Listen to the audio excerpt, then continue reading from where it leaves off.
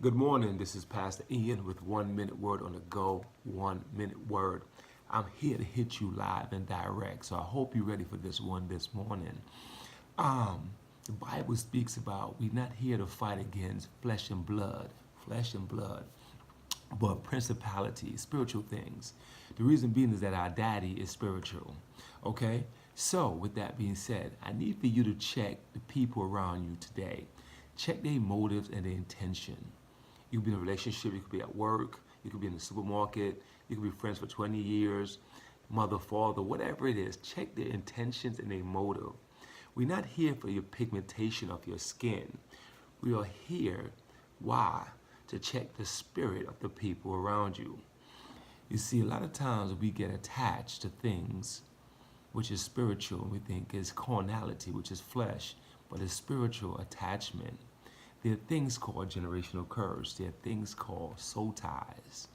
We have to be careful of the things that our forefathers, grandmothers, and even our mothers was involved in, and the things they did.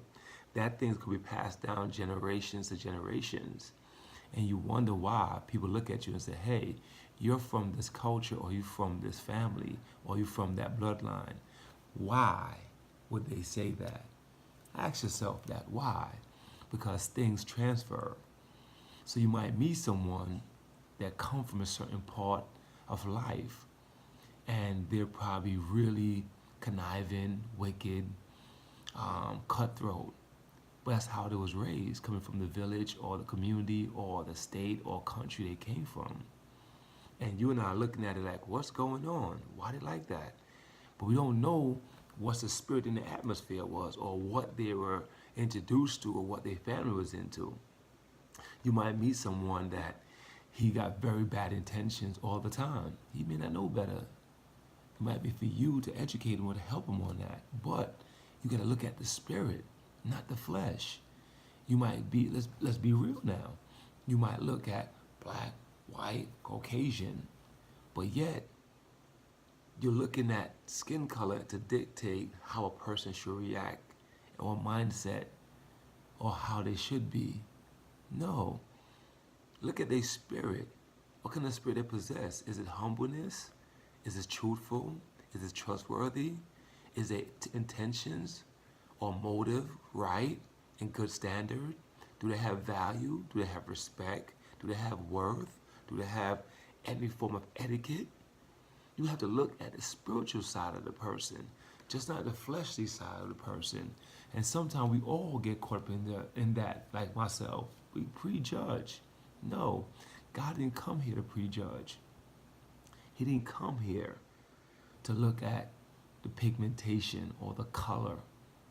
He came because he wanted to let you know that he's spiritual, and the things that we do sometimes is a spiritual thing that's attached to our culture, our family, our bloodline, and even from our ancestors all the way down. And we have to break it. We have to destroy it. By destroying that, we have to seek God to find out what it is. We got to ask our mother and father what it is. What did they do? What they've been through? Why am I still suffering?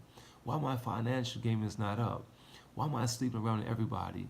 Why is these guys always abusing me physically and mentally? These little things I'm dropping nuggets in your life is to let you know that these things are spiritual. They're not carnal. And sometimes you have to pray. Sometimes you have to fast. If you don't know what fast is, research it. But you have to pray and acknowledge what you're seeing and what you're feeling, encountering, that you know is wrong. Even you in a bad situation, pray about it, because it's not you. It could be the spirit attached to that man or that woman that's burning on your shoulder, pulling you down. That's destroying you physically, destroying you mentally, emotionally. The list goes on. But we're not here to fight against what? Flesh and blood, but spiritual things, spiritual warfare. Satan is real. The devil is real. I'm here to empower you, encourage you as always. I hope this motivates you to find out that spiritual things is real, and you need to look into that. Love you, Pastor Ian. 1 Minute Word on the Go.